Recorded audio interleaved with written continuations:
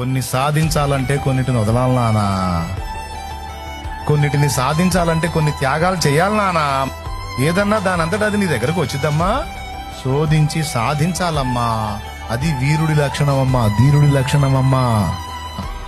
ఎన్ని నీ చుట్టుముట్టు తిరిగినా, ఎన్ని నిన్ను ఎఫెక్ట్ చేయడానికి ట్రై చేసినా, నీ రోషము, నీ పరాక్రమం మిస్ కాకూడదు, వదిలిపెట్టకూడదు.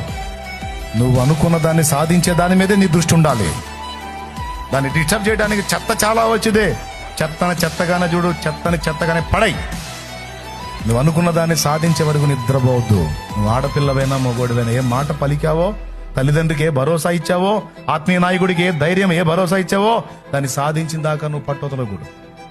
దద్దమ్మలాగా అల్పమైనవి ఎదురుగానే ఆటోమేటిక్ గా బానిసైపోయి జయ జీవితం లేక అక్కడ బడి కొట్టుమిట్టాడుతున్నావు. నువ్వేం సాధిస్తావు? ఇప్పుడు నేను చెప్పిన మాట విని కాస్త బుద్ధి తెచ్చుకొని దిద్దుకుంటే సాధిస్తావు.